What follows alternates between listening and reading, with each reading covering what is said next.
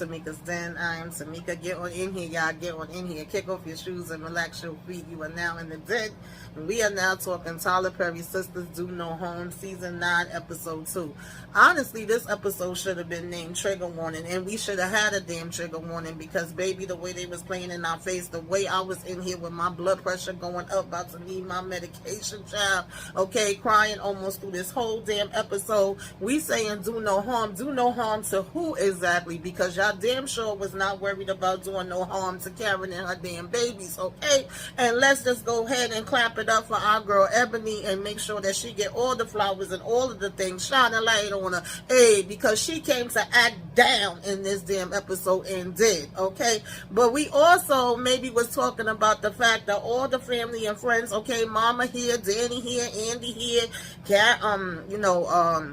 Sabrina here, Fatima here, we all here, and I guess we trying not to do no harm to this damn raggedy ass doctor, because the way we needed to turn up and flip everything every which way but up in this damn hospital, kick this damn, I wanted them to kick his teeth in, kick his neck in, flip him upside down, toss his ass out the damn window, bitch, because this doctor didn't make no damn sense. He was doing too freaking much, was too damn nasty for me. I could not damn take it, okay? I wanted them to do the damn Hulk smash like Hulk smashed up Loki ass, all right? That's what I needed to see. But we got to keep it together. We got to try to be composed. We got to try to just worry about, Karen being okay and delivering these babies and being healthy. But Andy, I needed you of all the times that you needed to be up front and center like I am a damn lawyer and y'all asses is about to be sued. If this wasn't the time, that I don't know when the hell it was, okay?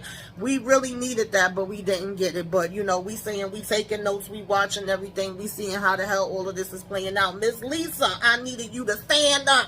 Okay, what's going on with my daughter? What's happening, Captain? Okay, Aaron, Doc, what's up, Doc? Like, I needed that. Okay, I needed that. But baby, let's go ahead, y'all. Get into this episode, break it on down, take it from the top. You know how we do. First of all, child, the blackout's still going on. We still in this episode. I said, bitch, I needed this to be wrapped up in 2 episodes. I knew it wasn't going to happen, but I'm like, I don't know how much of this I can take, honestly, all right? I can't have half the season or the whole season being us having to watch, Karen be tormented in this damn hospital. Now, as we have been discussing, and I've mentioned in my last, review that I was doing, this is a real thing, and I do appreciate them shining a light on the fact of how many black women actually die during childbirth, lose babies, have stillbirth, and if this has ever happened to anybody, then, I'm sorry that you did go through this, and this may be hard for you to watch and listen to. If it is, I definitely understand. Because it is hard, and it does happen in a lot of different situations, unfortunately. Now, was they being over dramatic with some things and being extra with some things? Was there some things they could have did differently? Absolutely. But child, it is what it is. We here now. We don't wait 11 years for Karen to have these damn babies, and now when she do, she going through hell. And I'm just like, damn it, man. Has Karen not went through enough? Like, let's really go ahead and take a damn roll back down memory lane at the fact that this lady had somebody come in and threaten her, somebody take themselves out in front of her, somebody come to her damn apartment, okay, and shit damn popped off. She almost died in a damn fire. Now she going through this, okay? And so, meanwhile, everybody's still stuck in traffic, right? And Zach is asking, like, do you think Karen and these babies is going to be all right? Now, I was a little confused when Andy said we've been in traffic for an hour, and then Zach turns around and said we've been in here for hours. Which one is it? But whatever, okay? Maybe we confused and we mixed up and we delirious because we so worried, right? And then you got Sabrina yelling in the damn traffic, and you got Danny coming up on her to argue with her, not knowing that it's her, so we don't recognize her damn car. But okay, Aaron had finally got there, and he came in Karen is literally bleeding through the damn sheets. So we like, yo, we got to clean you up and clean up these sheets. This is why, you know, this is happening. We trying to see if we could get somebody else to come and help her, because this doctor's complete trash. Fatima's putting Andy and Zach, you know, up to speed when they get to the hospital on what's going on so far. And we are able to find another nurse that steps in and is pretty much like, you know, off the, you know, book. Okay, things like this do happen, and when it happens, I'm usually the one that tries to step in and do what I could do. That's the kind of, you know, nurse that I was, so I definitely can appreciate her, right? Meanwhile, Danny like, you know, we gonna burn this whole damn thing down when we get here, because we all like, no, this shouldn't be happening. And what do you mean that she been waiting, you know, over an hour for somebody to come? I'm confused, but we still trying to tell them this is normal, this is no big deal, don't worry about it, you know, we gonna get to her when we get to her, whoop-de-whoop-de-whoop, okay? Now, the nurse does come in the room and she tries to assess and help as much as she possibly can. And Karen is like, yeah, I remember you did help me before. She asked everybody if they could step out, and she basically says, you know, from this point forward, we only want to have 2 of y'all in the room at the same time, please, so that they don't have, you know, end up kicking all of y'all out off the floor. So when Danny comes in, she's like, I'm not going nowhere. And Karen is basically like, please, can my sister stay? And the nurse is like, yes, she can. I was a little confused with that, because, but we gonna just go ahead with it, all right? So everybody else gets out, and we start to at least try to assess her vitals. We listening to this heart rate, and we already feeling like something is off with us not hearing but one damn baby heart rate, okay? But we really don't want to say nothing right now. We like, just give us a minute. We're gonna go ahead and update the doctor what's going on. And of course, all of them just run back in the damn room right after the nurse leave out, even though she said that it's supposed to be 2 plus, you know, only 2. And we saying, Andy, are you taking notes? Are you paying attention? And, you know, in the meantime, Mama Lisa was telling Aaron that they should go get a coffee and let her, you know, relax for a minute. They like, you know, you gonna be here for a minute, girl. This be taking a long time, but if anything goes wrong and if they not treating my baby right, and, you know, I'm gonna make it do what it do up in here. And Andy's like, trust me, I'm taking notes, okay? You know, because Miss Lisa said it was going to be hell to pay. I said, we need to be paying that hell right now. I don't know what the hell we waiting for, but okay. Now, I get it. We are in the hospital setting, and like I said, we don't want to get banned. We don't want to be put out, but we also sometimes have to let these hospitals, nursing homes, whatever it may be, know that, yeah, they got somebody here that loves them, that cares about them, that's checking in on them, and we going to have to go ahead and report you. We going to have to get another doctor up in here, like, you know what I'm saying, like something. So now,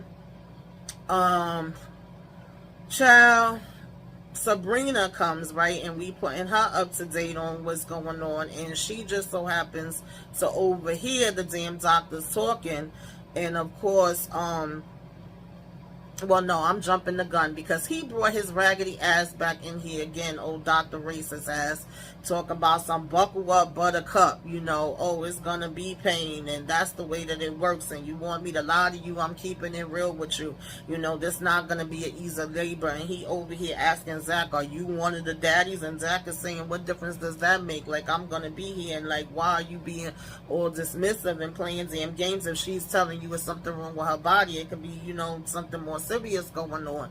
And he talking about, still, no, it's no cause for concern, this is normal, this is the way that this works. And she's steadily screaming something is wrong. And so then he tells Zach and Andy that they have to step out, you know, because he gonna check her.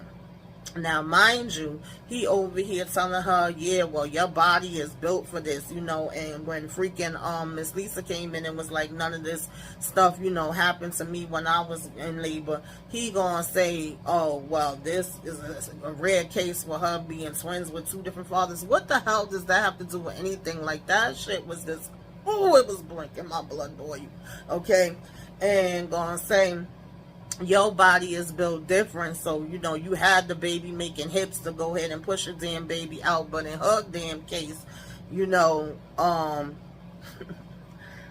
child, she just, you know, she gotta go through it, right? Oh my God, you know, talking about he needed to be blunt, that her body composition was built for birth and whatever. And I'm sorry, y'all, because that, like, really just blew my mind. So, Karen is saying she can only hear one of the baby's heartbeats on the monitor. He's saying that the machine is malfunctioning and they need to get another machine in there. When you gonna get it, bro? Like, why are we not worried about that? Why would we have a malfunctioning machine on her? I'm telling y'all, the way I want to just, Lord, toss this damn doctor out of here. So he goes off or whatever, claiming that they're gonna send in stuff. Aaron is being very attentive. He's helping how he can help police to try to calm her down and let him know that he's there for her. And Fatima does go and find another doctor and is like, can you please just double check? Something don't seem to be right. She puts him up to date. And he says, okay, he would step in and try to, check her for a minute and see what's going on. And he comes in and now they are trying to, do a sonogram, ultrasound, whatever have you. And obviously he sees that something is wrong, but he didn't want to just come out and say it in there, right? We can tell that something is wrong. And this is when Sabrina overhears him stepping over to Dr. Cruz and saying, listen, there's a damn stillborn baby. Like, we need to get her in the freaking C-section immediately, or this can cause her to have an infection and end up dying. There's no way that she's about to sit here and give birth normally or whatever. This is like an emergency situation now. We cannot still just have her laying there. Dr. Cruz is worried about, oh, how dare you? You don't have, the years that I have, and I'm the chief of staff. I'm the big dog, whoopty-whoopty-whoop, and how dare you even question me? And that's my patient who told you to go in there in the first place. And he's like, well, they asked me to go in there. And he's basically saying to him, that he's gonna bring up what he did, and he better stay out his way and all of that kind of stuff, right? And Miss Mott is my patient, and you go help your patient, and I'll do what I'm doing with my patient. And he's like, well, she needs antibiotics or a C-section, or she'll get worse. So here goes Sabrina running to let Fatima and them know what she overheard or whatever. Mind you, the doctor was still saying a C-section wasn't needed, that she could push the damn babies out. Like, oh my God, this man is so freaking disgusting, y'all. I swear to. Ooh. So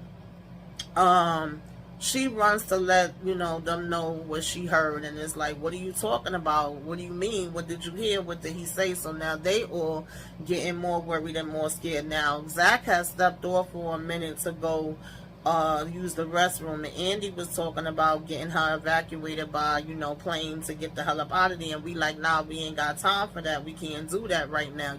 Stop. We are still in the middle of the blackout, so damn well that's not happening. We got to work with the situation that we have now.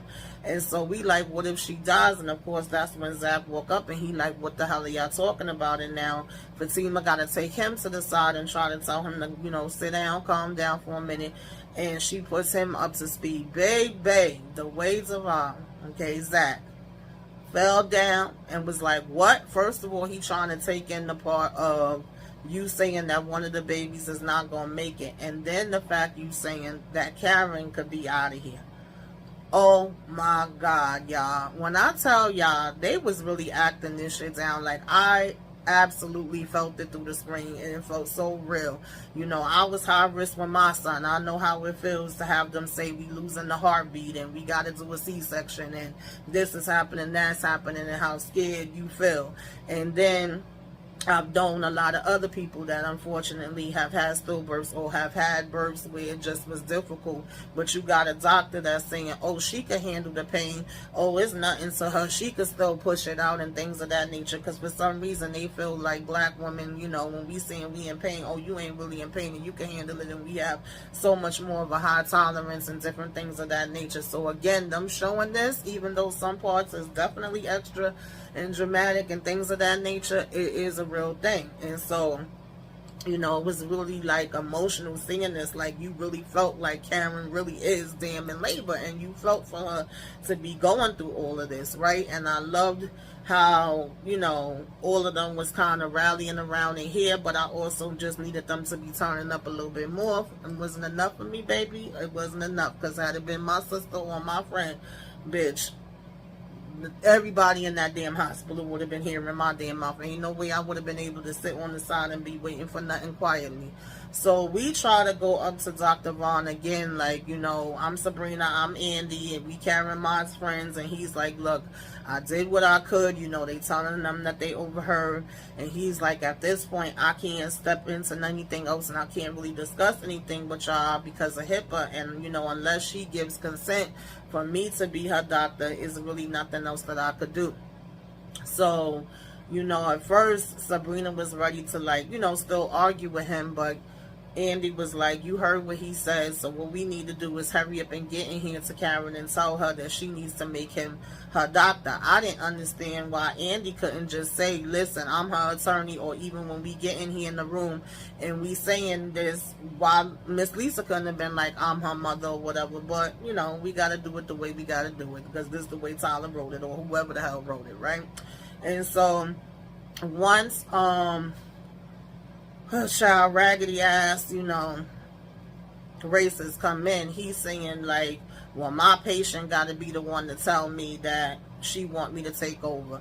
I mean, that doesn't want me to be her doctor. And then they like, Karen, please, baby, say it. And then she like, yeah, no. Okay, I want Dr. Vaughn. So Dr. Vaughn come in here and he tell us, okay, I'm going to start getting her on antibiotics. We're going to prepare her for the C-section. He lets her know that one of the baby's heartbeats, you know, we not hearing, we think is a stillborn. This could have happened within the last 24 hours, and this could be a very dangerous thing. So of course Karen gets super upset hearing that part, and just was like, I knew it was something wrong. I've been saying this whole damn time that something was wrong, right? And, you know, Aaron is crying and she crying and mama's, you know, looking worried or whatever. And so she gets even more upset with hearing this, and we saying, we know this is difficult, but you also still got to stay calm and think about that one remaining baby that you do have, so that everything could be okay, right? And give me a minute, I'm gonna go get everything that I need to get and try to get the team together and so on and so forth. And so then you know, she asked to speak to just Andy and Sabrina, right? And basically, she lets them know that if it comes down to it, you know, save her baby, take care of her baby, look out for her baby, do what you got to do for her baby, or whatever the case may be. And, you know, they like, of course, but at the same time, they like, don't talk like that, you know, still trying to tell her, we need you to be strong, we need you to hang in there. Bitch. You know, we was even trying to say maybe it's a mistake with the ultrasound, and it was a mistake before. Sometimes one baby is hiding behind the other baby.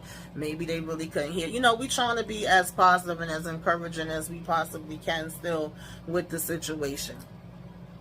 In the midst of her telling them, like, if anything happens to me, you know, look out for my baby or whatever, we go and freaking flat line, bitch.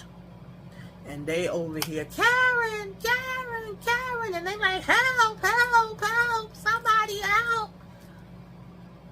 And we gonna have a damn cold freaking blue.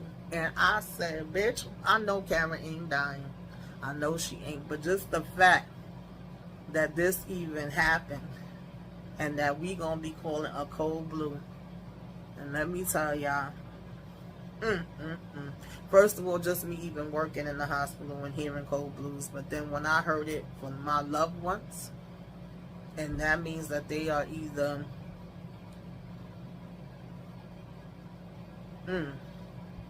respiratory or heart, but either way you look at it, we got to try to give them CPR. We got to try to see if we can bring them back.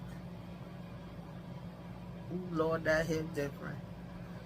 Jesus, y'all. And the damn nurse got the nerve to be coming out in the freaking trailer saying to Miss Lisa, does your daughter have a will?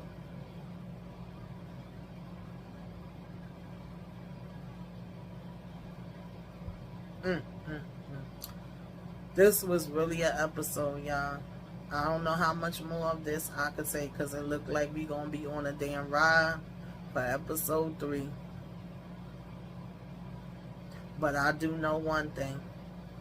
Andy, bitch, put your lawyer hat on. When you done with this hospital, this doctor should not have a damn job no more. And this hospital should have Karen name on it. Okay? It should be the Karen Mott damn hospital. Whew, child. But anyway, y'all, I have not been able to join the ladies for the live the last couple of, well, 2 Wednesdays. Hopefully this Wednesday there will be a live. Join us for that.